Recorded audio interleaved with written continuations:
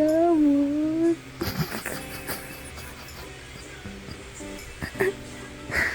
Ang awkward ng pwesto niya. Kamot, kamot. Tutuwatas may pa.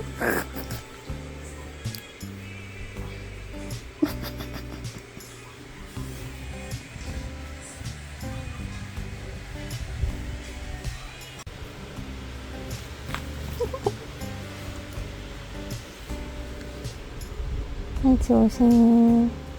Gutom?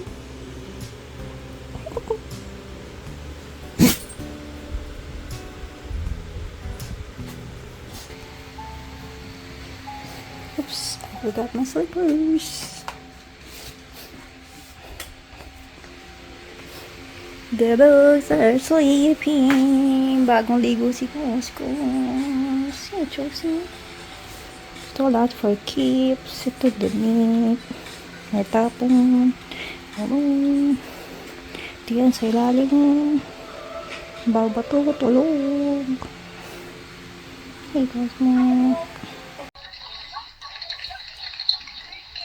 Parang tao matulog. Nag-uunan pa. Kailangan may unang. Gusto mo na kumot? The next day.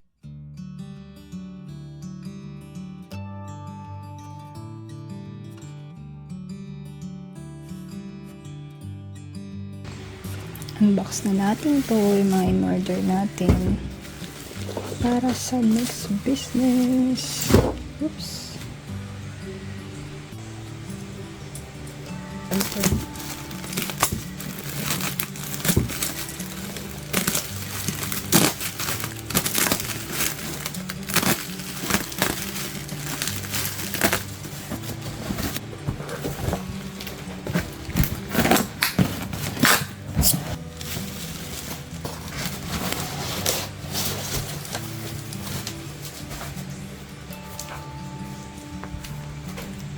Ito yung una. Photo paper. Laminating film. Parang ang liit pala nito. So, ganito lang kalaki yung bookmark. Yan, dalawa. Same size.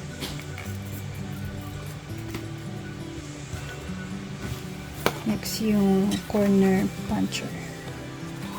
Tatlong different size ng corner. 159. Late lang pala ang laminating machine.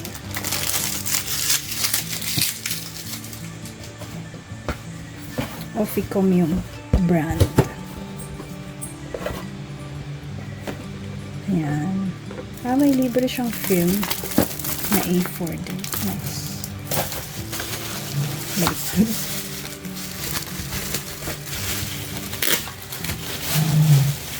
Ayun, no? Nakalagay din sa oven nila. Meron. Ganito lang siya kalaki.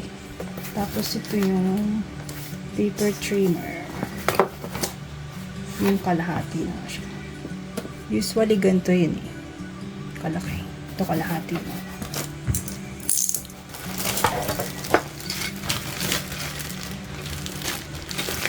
Ay, kakabit pa yung handle.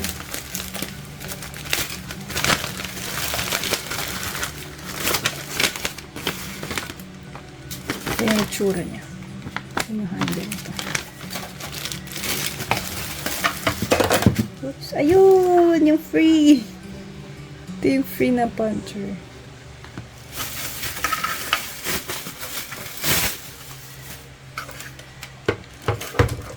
So, ganyan siya. So, bababa mo ganun. Balik natin.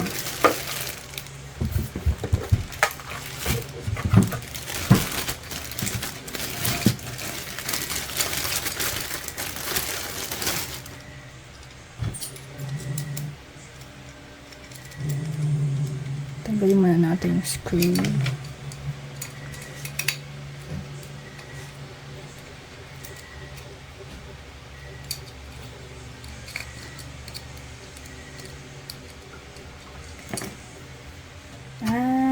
Yun. Ito, yung line. Itong line, papasok mo siya dito.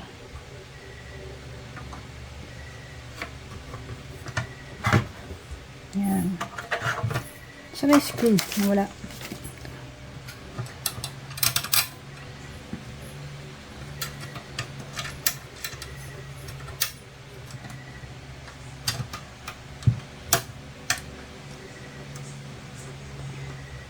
Yata.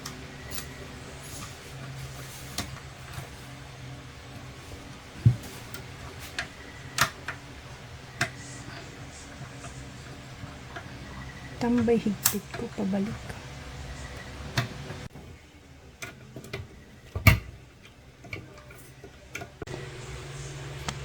Ang problema naman natin sa natin itatabi itong mga to. Kamala.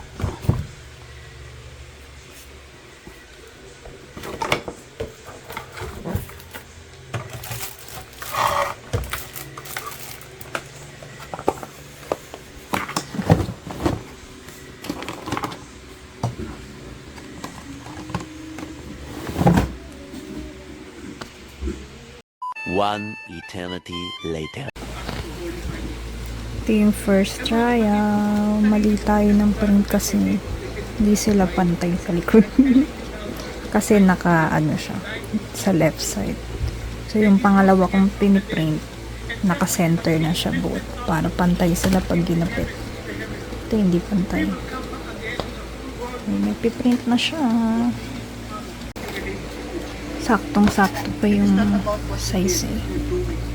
Ayun. Tcharan! Kasya dyan dalawa. Baka hindi ko na siya butasan. Masyado malaki yung puncher ko. Tatry natin tong pangkat natin. Hindi ako marunong pa. Sana tama.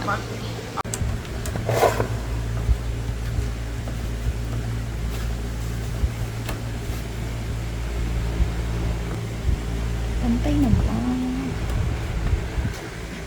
Ano malalaman kung pantay na? Ba't ito na?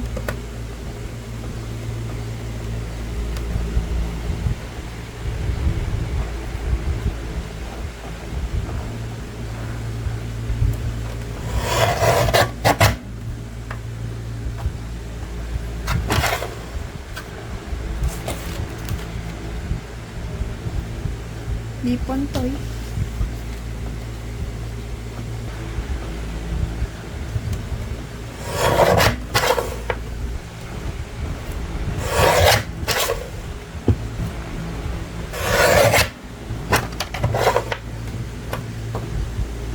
Sobra pa rin.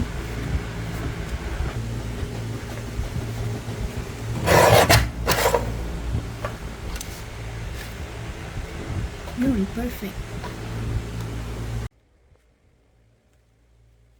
Super cute. Yan na. Wait, simple lang.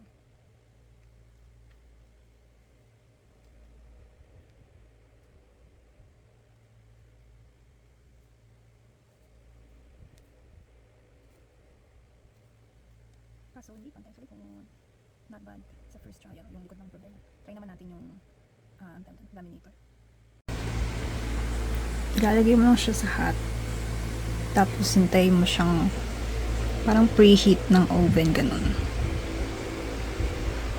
Ganito yung tsura ng laminating film. Ang ano to ID.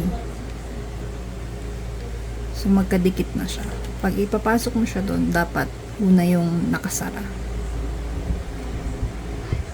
Try natin. Dalawa.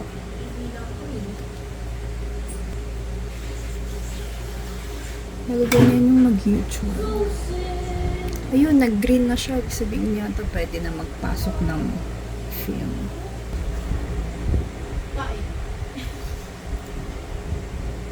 Yan na.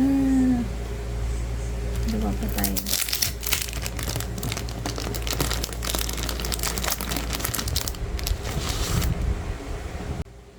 Yun, kinat ko siya after. Okay naman yung tsura niya. Wala naman siyang butas. Siguro dapat cut ko muna yung paper. Ay, yung film. Try natin. Mas mahirap pala pag gugupitin ko pang ganun. Gagalaw yung papel sa loob.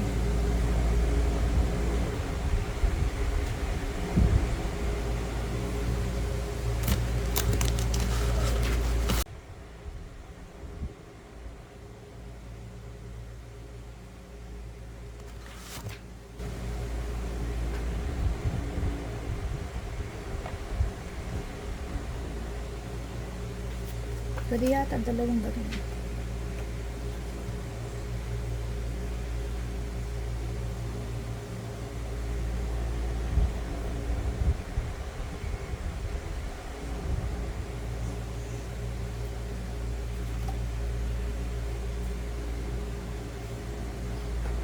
Ayun. Pag-check ko dito kanina, bumukas yung dito niya. Kaya kailangan ko ulit siya ipasok. So ngayon, tingin ko okay na. Ganon din ginawa ko sa iba. Ayan, okay na siya. Titrim na lang natin yung gilid. Baka bumuka na naman. So ito na yung first batch ng pagkakamali. Yan, kaya pala may naiiwan siyang mga open spots. Kasi sobrang kapal ng film para dun sa laminator. Nagkamali ako ng bili ng papel. Nagkamali ako ng tingin. Pero ito yung tsura niya. Ganda naman. Inulit-ulit ko lang ng pasok dun sa laminator. Ayan, balik ko yung likod.